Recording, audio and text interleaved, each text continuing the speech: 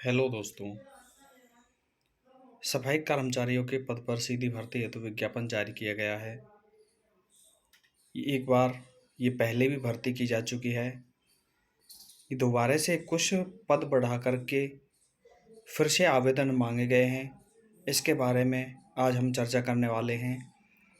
कई दोस्तों ने मेरे को बताया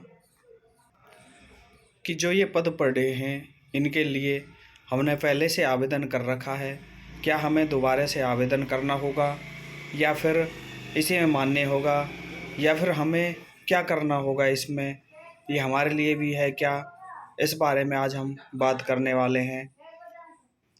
राजस्थान सरकार स्वायत्त शासन विभाग द्वारा राजस्थान जयपुर द्वारा ये पद बढ़ाए गए हैं। नगरीय निकायों में सफाई कर्मचारी पद की सीधी भर्ती हेतु विज्ञापन संख्या 0.2/2023 मतलब 0.01/2023 पहले विज्ञापन जारी हो चुका है। अब ये 0.02/2023 दूसरा नंबर का विज्ञापन है। ये 6/10/2023 को जारी किया गया है। तो दोस्तों इसमें सभी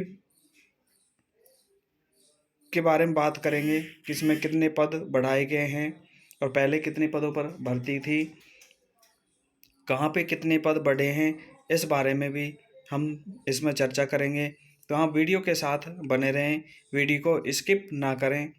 राजस्थान नगरपालिका सफाई कर्मचारी सेवा नियम 2022 एवं समय समय पर किए गए संशोधन के अनुसार विज्ञापन संख्या 01/2023 दिनांक 9/6/2023 द्वारा राज्य की 176 नगर निकायों के लिए निकायवार विज्ञापित सफाई कर्मचारियों के कुल 13,025 रिक्त पदों पर सीधी भर्ती हेतु इच्छुक निर्धारित योग्यताधारी अभ्यर्थियों से ऑनलाइन आवेदन आमंत्रित किए गए थे। दोस्तों ये 9/6/2023 को विज्ञापन जारी किया गया था। यह इसमें 176 नगर निकाय थे जिसके लिए 13,025 रिक्त पदों के लिए आवेदन मांगे गए थे। इसके बाद विभागीय आदेश संख्या 81/11 दिनांक 6/10/2022 द्वारा राज्य की नगर निकायों में सफाई कर्मचारी के 11,772 नवीन पदों के सृजन उपरांत विज्ञापन संख्या 101/2023 दिनांक 9/6/2023 की निरंतरता में ही राज्य की 186 नगर निकायों के निकायवार विज्ञापित सफाई कर्मचारियों के कुल 24,797 पद। देखिए दोस्तों, ये दिखा रखा है एक 13,025 पद तो 01/2023 के लिए प्लस 11,772 नवीन पद जो सृजित किए गए हैं रिक्त, और कुल मिलाकर ये जो पद हो जाते हैं 24,797 पद हो जाते हैं। रिक्त पदों को निकायवार संशोधित वर्गीकरण निम्न प्रकार से अधिसूचित किया जाकर पुनः इच्छुक निर्धारित योग्यताधारी अभ्यर्थियों से ऑनलाइन आवेदन दिनांक 16/10/2023 से दिनांक 4/11/2023 रात्रि 11:59 पर बजे तक आमंत्रित किए जाते हैं। दोस्तों ये था जो हमारे पद बढ़े हैं। अब कहाँ पर कितने पद बढ़ रहे हैं इसके बारे में भी आज हम बात करते हैं। जयपुर ग्रेटर में पूर्व में ये देखिए दूसरा पद पूर्व में विज्ञापित रिक्त पद 3670 थे। नवीन रिक्त पद जो टोटल हैं वो 3670 ही हैं। जयपुर हेरिटेज 108 पद थे, अब 707 पद हैं। चौमू में पहले 46 पद थे, अब 171 पद हैं। सांभर में पहले 45 पद थे, अब 59 हैं। चाकसू में 47 थे पहले, अब 64 हैं। कोटपुतली में 67 पद थे, अब 143 पद हैं। फुलेरा में 9 पद थे, अब 163 हैं। जोबनेर में 57 पद थे, यहाँ पर 57 ही हैं, यहाँ पर पदों की संख्या नहीं बढ़ी है। किशनगढ़ रैनवाल में 30 पद थे, अब 68 हैं। शाहपुरा में 14 पद थे, अब 107 पद हैं। विराटनगर में पहले एक भी पद नहीं था, अब 57 पद हैं। बगरू में पहले 33 पद थे, अब 112 पद हैं। सीकर में 107 पद थे, अब 577 पद हैं। फतेहपुर में 5 पद थे, अब 237 पद हैं। लक्ष्मणगढ़ में पहले 1 पद था, अब 90 पद हैं। रामगढ़ में 10 पद थे, अब 42 पद हैं। श्री माधोपुर में 9 पद थे, अब 46 पद हैं। नीम का थाना में पहले 3 पद थे, अब 66 पद हैं। खंडेला में 27 पद थे, अब 56 पद हैं। रींगस में पहले 7 पद थे, अब 91 हैं। लौसल में 0 पद था, एक भी पद नहीं था, अब 84 पद हैं। झुंझुनू में 48 थे, अब 284 हैं। नवलगढ़ में 135 थे, अब 175 हैं। चिड़ावा में 42 थे, अब 125 हैं। बिसाऊ में 7 थे, अब 72 हैं। बगड़ में एक भी पद नहीं था, अब टोटल 35 पद हैं। खेतड़ी में 2 पद थे, अब 24 हैं। मंडावा में एक भी पद नहीं था, अब टोटल 70 पद हैं। मुकुंदगढ़ में 16 पद थे, अब 41 पद हैं। सूरजगढ़ में 11 पद थे, अब 60 पद हैं। पिलानी में 4 पद थे, अब 96 पद हैं। उदयपुर वाटी में एक भी पद नहीं था, अब 86 पद हैं। विद्या विहार में 15 थे, अब 46 हैं। दौसा में 31 पद थे, अब 198 हैं।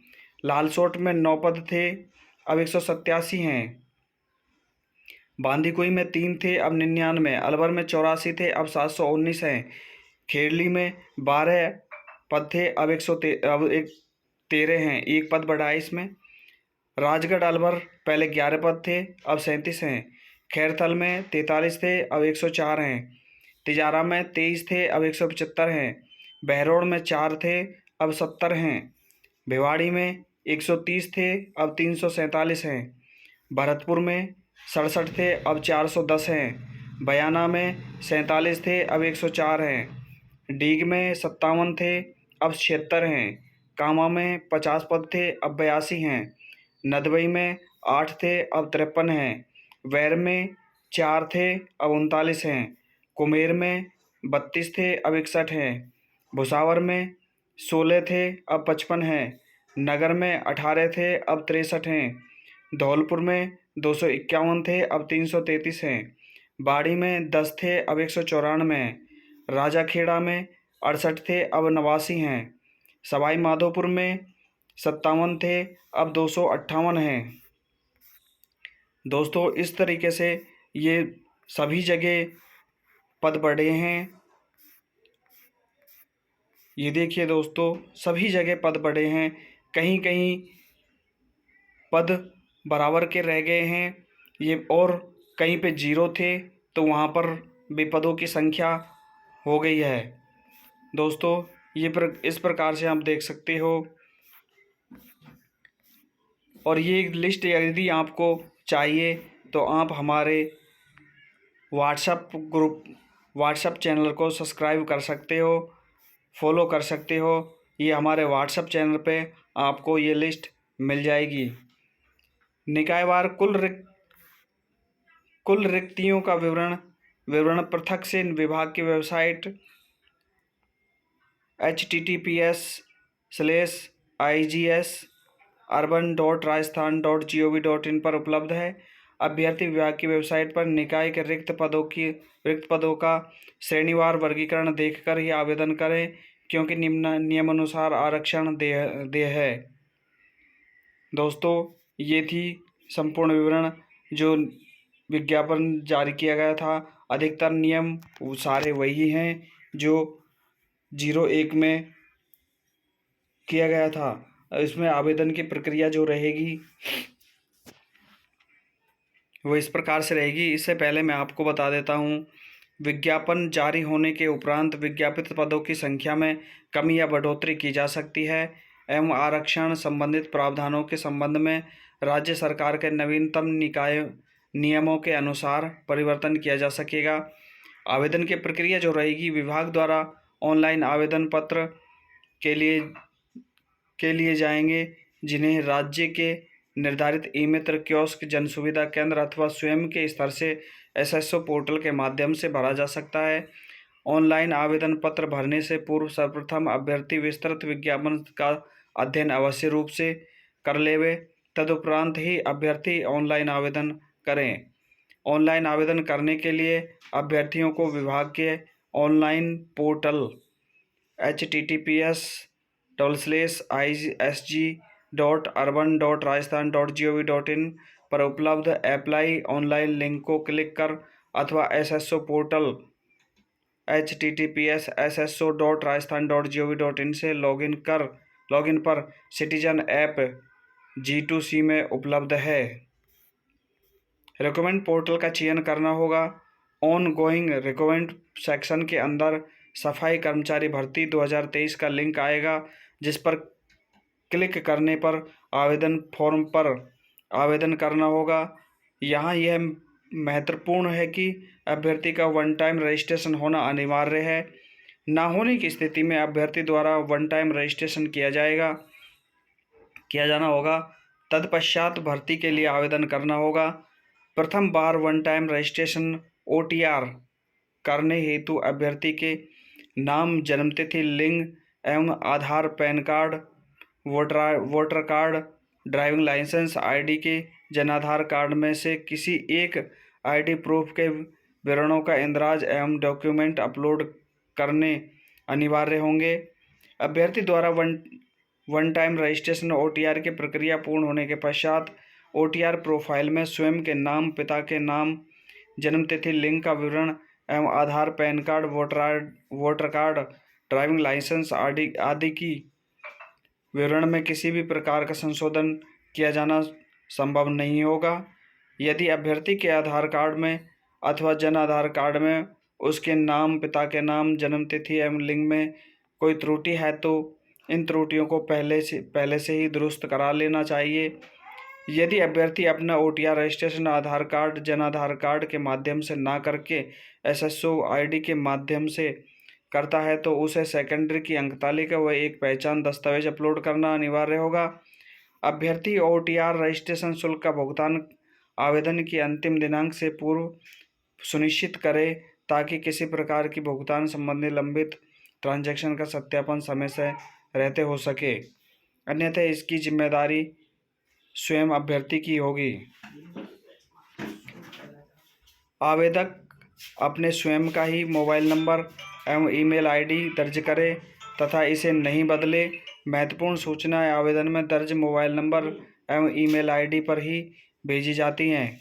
आवेदक को ऑनलाइन आवेदन करने के पश्चात आवेदन पत्र क्रमांक, एप्लीकेशन ID आवश्यक रूप से प्राप्त करना होगा, और यदि आवेदन पत्र क्रमांक अंकित या प्राप्त नहीं होता हो तो इसका अर्थ है कि उसका आवेदन पत्र जमा नहीं हुआ है।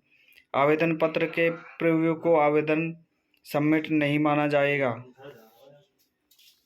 दोस्तों, ये थी कुछ सामान्य जानकारियाँ जो आप इस आवेदन पत्र को, इस विज्ञप्ति को डाउनलोड कर सकते हो और इसको आप ध्यानपूर्वक पढ़ सकते हो। सामान्य अनारक्षित अभ्यर्थी को 600 रुपये शुल्क देना होगा और आरक्षित वर्ग के अभ्यर्थियों को 400 रुपये शुल्क देना होगा, और दिव्यांगजन हैं जो उनको भी 400 रुपये का शुल्क देना होगा। एक बार ये पंजीयन शुल्क जमा कराने के पश्चात विभाग द्वारा अलग से कोई आवेदन शुल्क नहीं लिया जाएगा। दोस्तों, ये था सारा विवरण जो मैंने आपको बता दिया है।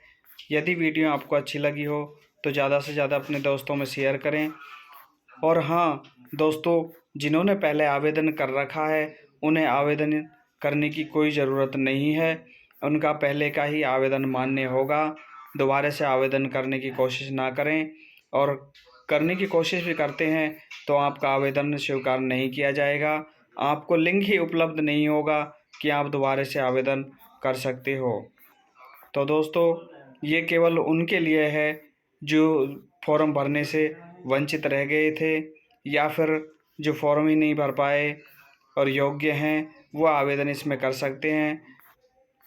तो दोस्तों, ये थी संपूर्ण विज्ञप्ति। अपने दोस्तों में इसे ज़्यादा से ज़्यादा शेयर करें और वीडियो को लाइक करें। यदि आपके कोई सवाल हो तो हमें बेझिझक कमेंट्स बॉक्स में कमेंट्स कर सकते हैं, हम आपके सवाल का जवाब ज़रूर देंगे।